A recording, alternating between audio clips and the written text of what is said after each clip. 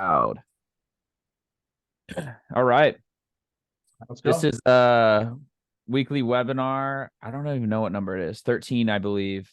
Serge, welcome. I'm stoked that you popped on here for this, answering your question here about caffeine. But before we get into that, I'm going to dive into this for a little bit. Quick background for people that may or may not listen in the future. This is me at all stages of life.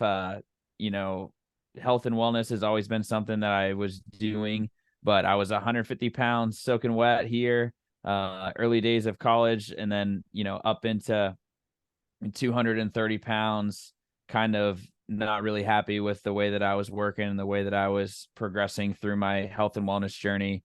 And in both of these photos, I was overtraining, spending, I would say 2-ish hours a day in the gym, not really understanding my body and really not doing myself any favors kind of moving forward. So, you know, what I didn't know, achieving your dream body doesn't take 2 hours of work. Understanding your body, listening to it, and working to improve is way more effective.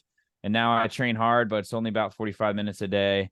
So it's not about working harder in the gym. It's about working smarter in the gym and outside of the gym as well. And that's what I kind of want to bring to you all through this. And now I feel, stronger, faster, leaner, just all around the healthiest I've ever been. And I really hope to bring that to all of you. So without further ado, let's chat a little bit about caffeine, its effects on your health, the good, the bad, and the ugly. So what is caffeine? Caffeine is a stimulant, affects the central nervous system. Essentially, it blocks action of neurotransmitters that promotes relaxation, which will boost your alertness. It'll make you less fatigued, and also can stimulate dopamine, which is why, people without that morning cup of joe, they really like to get that in so they can enhance their mood and their cognitive function at work.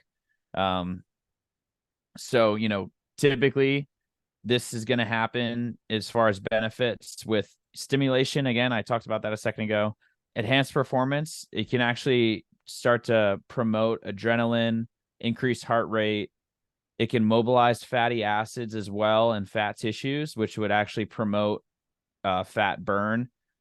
You can get an increased metabolic rate, so more caloric burn throughout the day as well because of that increased heart rate, and your mood enhancement and improved alertness. So all these are benefits of taking in caffeine.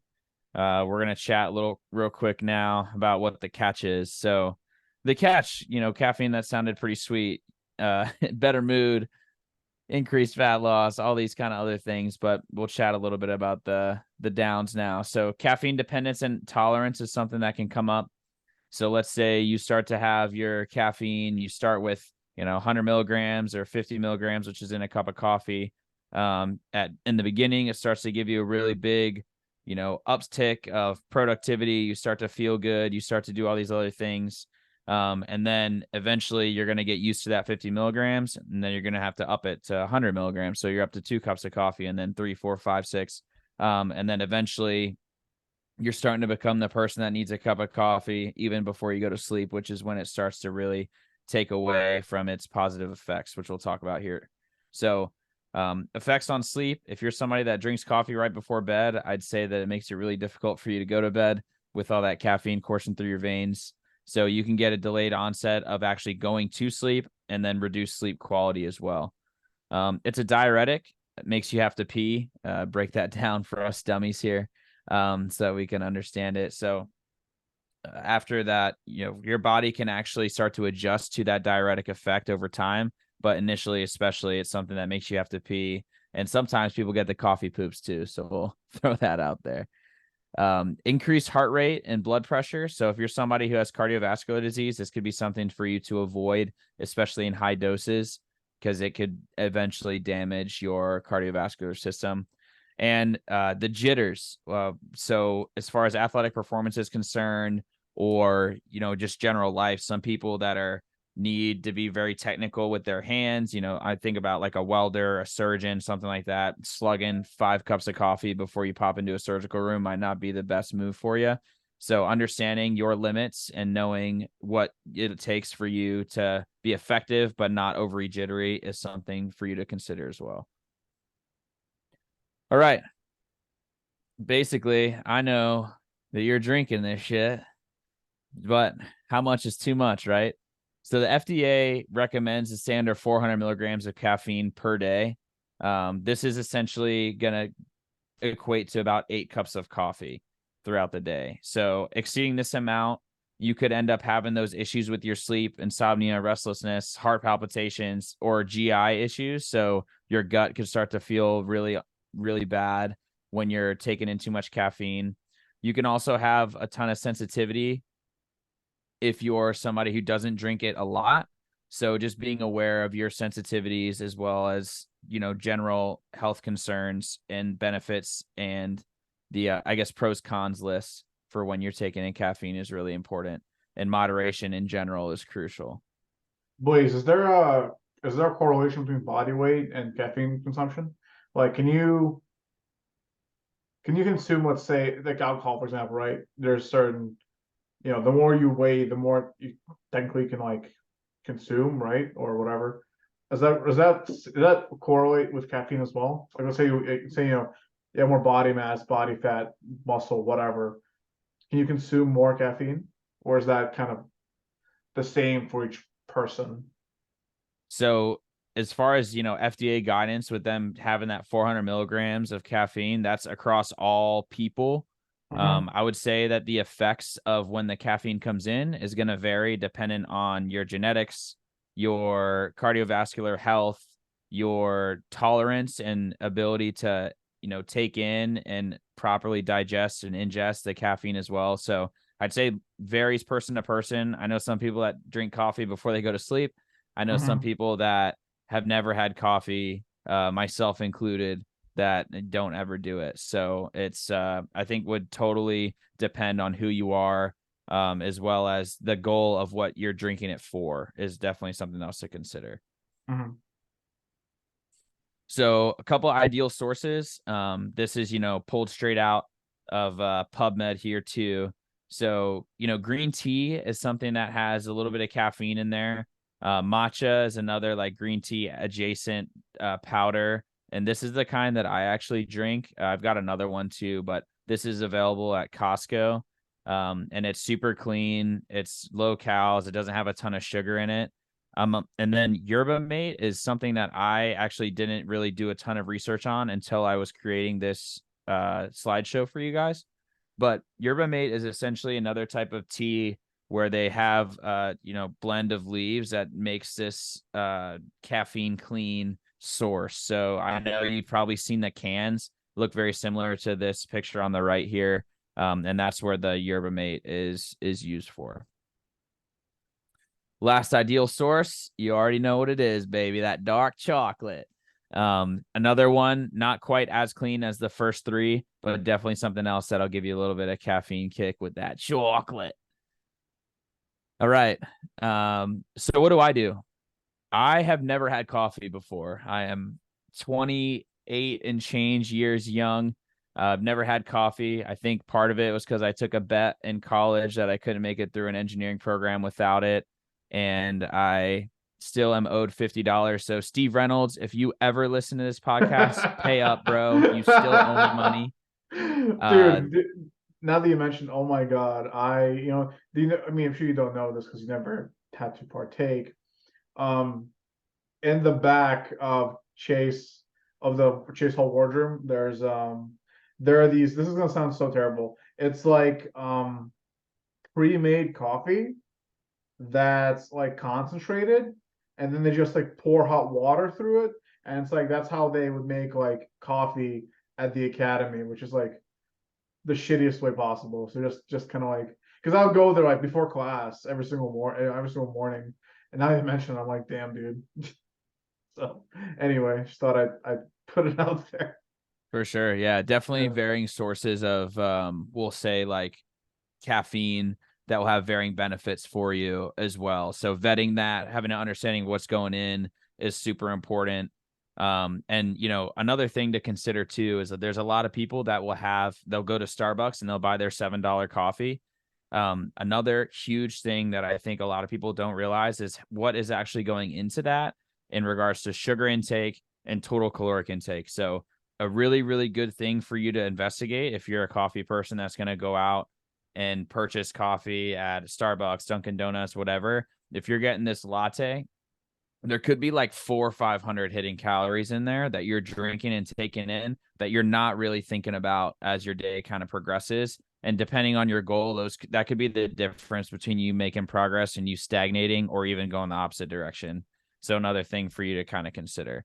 So I've never had coffee, but I do have caffeine in my life and in my diet. This is what I take as a quote unquote pre-workout. It's called Amino Energy. It's BCAAs or branched chain amino acids.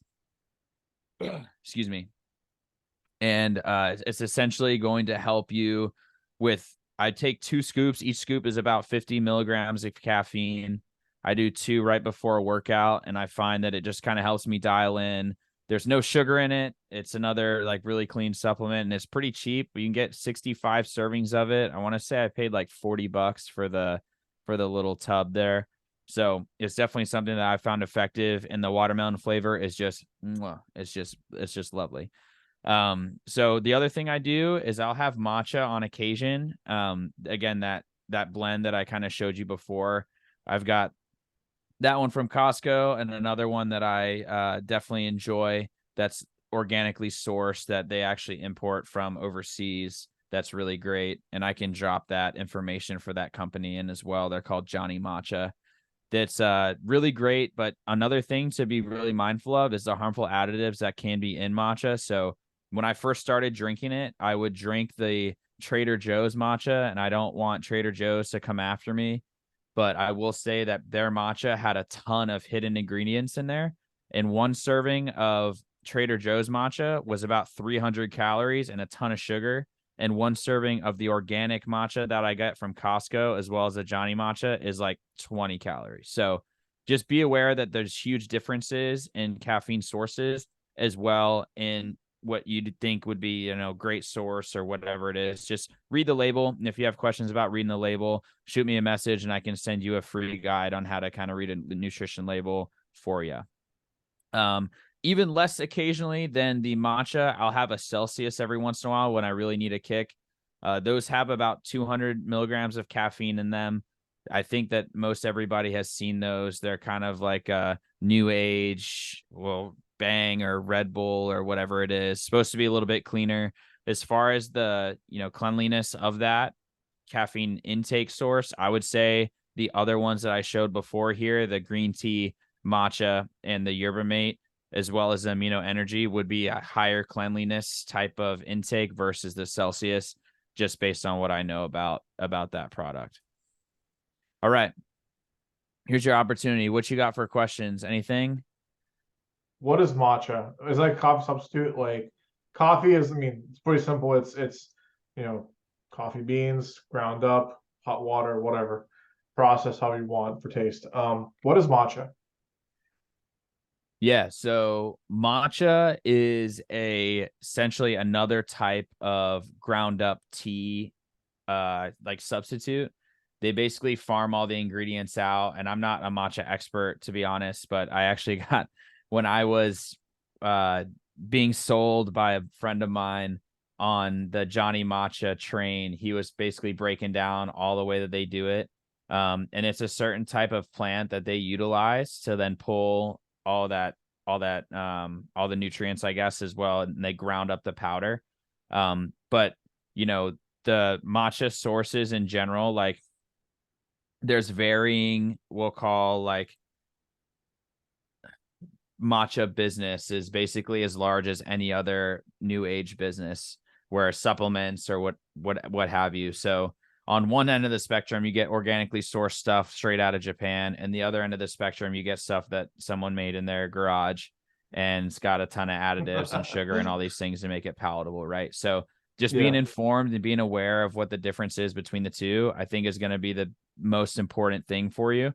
But it is really good. Like the matcha that I get from Costco, that big bag, and I could go grab it here and show you. But here, actually, let me go do that. I'll be right back. Yeah, sure.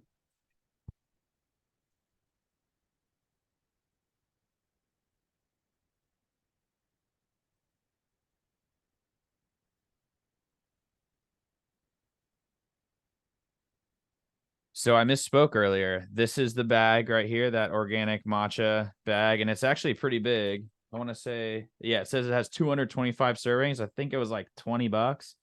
Um, so basically they harvest a blend of tea on an organic family tea farm in Japan. And basically they take all that stuff out and they create this, product that really doesn't have a lot in it. It's got 5 calories. There's nothing I would say on the back that really stands out to me that would be, bad for you in any way. The ingredient is just organic matcha green tea powder, and that is all. And this says it contains 30 milligrams of caffeine per serving, and black coffee averages 100, according to this bag. I've heard 50, but I guess they claim 100 there. So Yeah. if you were to use this as a source to, potentially substitute or use it as something that you would like to implement in like a midday coffee sub versus the, iced coffee or whatever you kind of look for, this is a pretty affordable way to do it too. Because all you do, throw it in water, blend it up. I'll throw ice in there and then a little bit of like almond milk or whatever your, choice of flavor is there. And then you just drink that straight. And it's pretty good. I've got a buddy too, who's put me on to a matcha green tea protein shake, and you can actually add vanilla protein powder to it, and it's pretty good too. So another option Nice. for you moving forward. Talk about training and coffee. There's pre-workout, but as we all know, there's like Jack 3D or whatever that's like insane for caffeine Yeah, like content. I said, the caffeine and pre-workout train is something that the FDA does not regulate as well. So it's something to keep in mind. Like I have people that I know that have created their own types of pre-workout. And when they create their types of pre-workout, they can sell it, ship it out, whatever. And the FDA does not need to sign off on it for them to do that. So there are third-party sources that will do a check on what is in some reputable brands. So like and I forget the website, but there's a website that exists that essentially will be like, oh, I want to try Jack 3D out, and they put it under a microscope, they test it, and then they're like, okay, this is the goods, the bads, and the uglies for Jack 3D. And then you'll have an understanding of what that looks like for you if you decide to take Jack 3D. But again, like if you're choosing between Jack 3D and coffee, I would take coffee every single time. So, realizing that if you need the coffee before you get up and you decide to go and have a workout, that's never something that I would say don't do. What I don't suggest is going over or way over that 400 milligram limit. And then also being aware, like, hey, if you have coffee within 2-3 hours of going to bed, like you might be doing yourself a disservice. So realize that midday cup of coffee, if that's something that you abide by or like to do, if you keep that in the mid-afternoon, that way your body is able to tap into its circadian rhythm correctly when you are winding down to go to bed. I think that's going to be super beneficial for you. On that continuum of good and bad stuff, you mentioned uh green tea, matcha.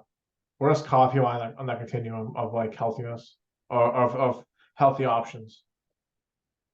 So that's likely going to depend as well. Coffee is going to be Black coffee, black coffee. yeah. So black coffee, I would say, is equal to those other types of caffeine supplement or caffeine, sources. Yeah. Okay. Yeah. So just again being aware that all of them and this is almost a truth across all levels of nutrition, finance, life in general. It's like it's about moderation in general.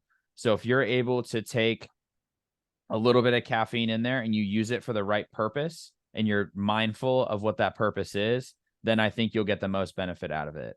If you decide to just be the person that just drinks coffee because everyone else drinks coffee and you're not understanding what it's doing to your body, the benefits it could have, and then also the repercussions that it could have too, I don't think that you're doing yourself a good service in taking that in and then just doing it because it whatever feels good in the moment or because other people are doing it. So That's good stuff. Cool, I don't buddy. know. You have any other questions or what? No, I think I guess how would you, I mean, could you elaborate more on using caffeine or using coffee for training? You mentioned pre-workout. Um, but is that something that you said that you can like focus in on or when you take pre-workout or whatever you however you described it? Um, like I guess so yes, you do use coffee for that or use caffeine for that purpose. Um, is that something that leads to better training or what like why would you say that's beneficial for you versus for some other people or someone Okay. else? And you're referring strictly to coffee, or you're referring to the amino Any energy that I take? a, any caffeine source, amino energy, coffee. I mean, it says they're all about the same. So Yeah. So the big keys for it in general are like what it's doing for you when you're doing the workout, right? So like the enhanced performance, you're getting more adrenaline, you're, inflating your metabolic rate, you're getting more caloric burn, you're, enhancing your mood, you're doing all these things that we like talked about before, which typically will lend to a more effective workout. So typically the reason that an athlete or somebody who's in a fitness program will do it is so that they can optimize their, hour long workout at the gym. Now, whether you decide to do that with coffee or you decide to do that with amino energy, I think will come down to personal preference. So I, again, have never had coffee before, likely again, just because I was stubborn as hell in college and wanted to earn my $50. Steve, another reminder for you. But in general, I think that I decided to go the amino energy route because it's also providing those branched chain amino acids, those critical components that are going to help me synthesize proteins and also help me get more bang for my buck on that front. And it's not just about the caffeine intake. So that's why I kind of go that other route. And it's something that has been effective for me. But, the most important thing is that is the process, we'll call healthy for you in your body? Then is it something that you can repeat over time and it's not going to make you feel like shit? And then three, is it something that you think that you will build a dependence on or not? Because for me personally, I can still go and do a workout without the amino energy. I think that it just almost is like a subliminal message like, hey, I'm about to go to the gym. I'm about to go lock in. I'm about to go do the work. I'm about to go do these things. And I think it just almost sets me off on that path. And I think that if you have some sort of a ritual or something like that, that can kind of get you in that mindset, it can be helpful for sure.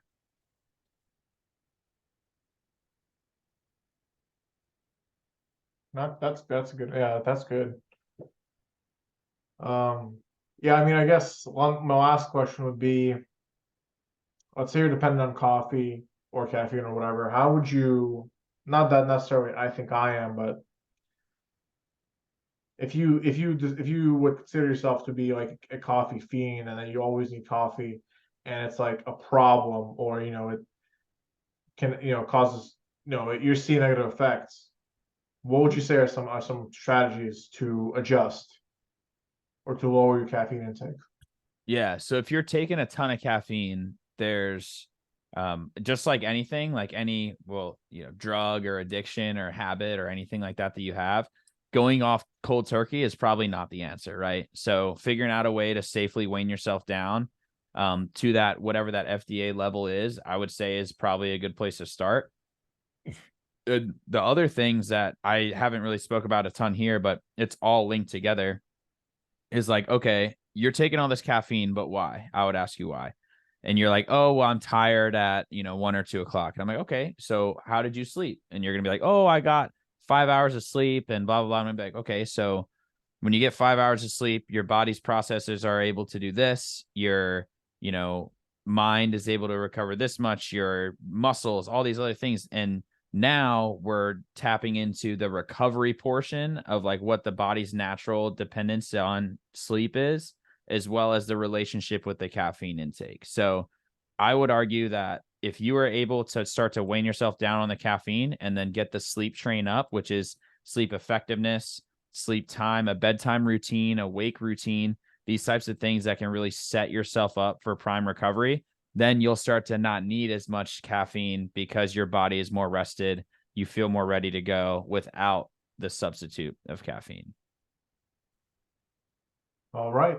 Sounds great. Cool, buddy. Anything else you Yeah. got for me? No, that's it. Those are my questions. I appreciate your Okay. time.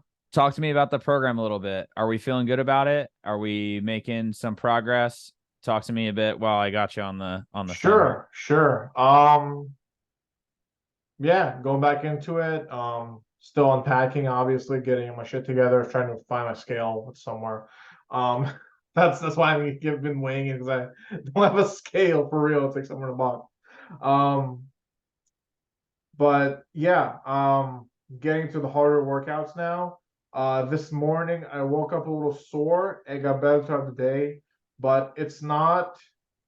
It was like soreness is fine. I mean, I expect to be sore, and it wasn't like a brutal soreness that I felt after a CrossFit workout the next day, because I would feel like death. Like I'd be like, oh shit, like this is horrific. Like, it wasn't that bad. It was like, okay, I got up, walked around, it went away. It's not like, as after on the afternoon, I just didn't care anymore about the soreness. So I think that's a good sign that it's I'm training at a good level, at a decent level. That's not like, brutal, but it's also not. But I'm still challenging myself, so I think that's good. Um, for the weights, I would say I know, so I'm naturally pretty strong, and I've always been this way, and I can easily move weight around. But when volume starts to factor into it, I can go fast. I can I'm gonna say this. I can do the first whatever set, or however it works out, the first 10, 20, whatever, um, really well. But then I get tired, and my effort starts to slack, and my form starts to suffer, and so on and so forth, which is not surprising to anyone. Um, but I think that's why it's also important to, like, I won't be changing weights throughout the workout. It's not like I have 20 different sets of dumbbells, or kettlebells, or whatever. Um, so I think that's one thing where it's like, I should try to be more mindful of reps, where it's like, yeah, I am working and it's easy, but it won't be for long. And it's better to treat it like a marathon, not a sprint, because it's what the workout is. Even though it's not really a sprint, the amount of oxygen my muscles will run out faster if I rip through it faster.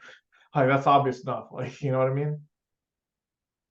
Yeah, yeah, for sure. I think that I've noticed in some of your form videos that you've submitted Mhm, that you're picking up the weight almost, it looks like effortlessly at some points. So one thing that I would say, challenging you in this way and just in the workout space in general is like, let's challenge you. You can always change the tempo of how mhm, fast you're doing the reps. So, when you feel like you're throwing that weight around and it's something that's really, really aggressive, or you're like pulling it up for a curl to press or something like that, mhm, what I'll say is challenge yourself to slow it down. Slow down the movement, really focus on like what the pull is happening and then what the press is going on, so that you're able to control the weight the whole time. And then you'll mhm. find that it's going to be tougher, but I would rather you do 6 slow controlled reps than 10 where you're flinging the weight around as well. So keep that in Yeah. mind. That's okay if we go slow. It's okay if Mhm. it looks a little bit different. Um, Right. and the other thing I would say is like, you can record when you submit a form video. I think it's great if you record maybe the last set or the second to last set. That Okay. way you can be like, okay, this is when it's hard. I have a little bit of fatigue now. And now Mhm. my form matters even more because it's going to be Yes. critiqued. I'm going to look at it and all these other things are going to happen. And you'll start to notice those trends then too. So think Yeah. about that the Yeah. next time you're doing the workout as well. Yeah. I think it's definitely like a psychological thing, where it's like, oh, I gotta do 10 reps. I gotta go. I gotta move. You know what I mean? Whereas when it's like, oh, it's just 6 reps. In the beginning, it might be like, oh, this is nothing. I'm done in like 30 seconds out of a minute. And then it's like, on the fourth rep, and I'm like, oh shit. I do like one, two, I gotta take a breather. I gotta take, I can do one and so on. So yeah, I think filming like that at the end would be helpful just so you can see like, okay, this is Surge when he's like not tired at all, just going through the workout. And this is when it's like, oh, I'm actually like am I red line or whatever you want to call Yeah, it, for sure.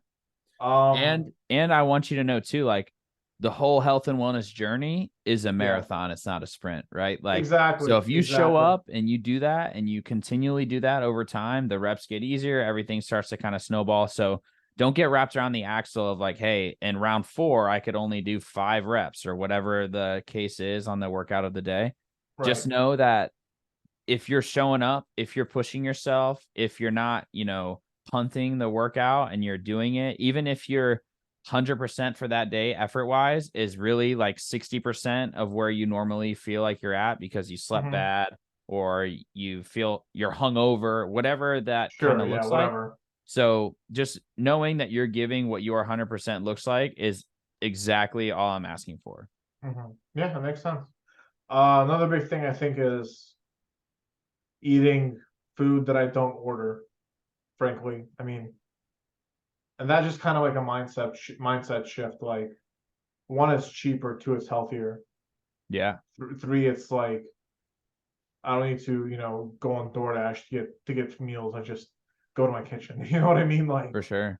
um, which I think is also like a good, that's something you can switch right away. And I'm planning on, I'm gonna try to stick as long as I can to it. But I think like just not doing that is it's easy to do, but it's also hard because like if you get lazy and get into that routine, it's hard to get out of it. Um, but I think getting a good routine down where it's like, oh hey, I'm gonna go and do food shopping and maybe meal prep or whatever in the evenings. Um, like there are better options than opening up your phone and buying like buying food that's shitty for you. Yeah. So another thing too from the nutrition side of the house is a lot of that can be taken care of with a little bit of a plan, exactly what you Mhm. said. Yeah, So if you were to sit down and spend 5 minutes, maybe on a Sunday and just be like, here's the things I'm going to eat for the week or the next couple of days. You don't even have to do a full week at a time. It doesn't right. mean that you have to sit there and meal prep 50 different Tupperwares. I'm not saying that. Yeah. But I am saying that if you have an idea of what you want to go buy at the Hmm. grocery store and then implement for the meals, it basically puts everything else on autopilot once you've already have it in your house. Sure. So a thing that my wife and I do is we typically cook, but we don't know how to cook for 2 people. So we'll cook almost 2, sometimes ish 3-ish days of stuff. And then that's Hmm. leftovers for us to bring into work for lunch the next day. That So makes that's the sense. way that Yeah. we kind of take that on so that we're really only breakfast and dinner eaters at the house. And I Yeah. don't really even eat breakfast all the time. I think I've chatted before on a previous webinar about the way I kind of eat. It's like some weird intermittent fasting sort of blend of eating, but Yeah. it's finding what kind of works for you and then the system that's going to help you be successful. And if that's, ordering or walking to a grocery store every single day and picking up like whatever you want, that's one way. I know people have been successful doing that. If it's making a 50,000 Tupperwares that you grab and go, that's another way too. But I don't want you to feel like you have to do any of those. Just figuring out what kind of works for your lifestyle is going to be the key. And if you ever need help with that, definitely hit me up and we can chat about it. Sure. Yeah. For lunch, I actually do buy it at work, and that's because it's made on site. Like the lab where I work, there are multiple kitchens, and it's buffet style basically. Nice. Hot meals and there's rice and there's meat and it's all green beans, whatever veggies, and there's like a salad bar. So there are very good options there, and I think that that's fine.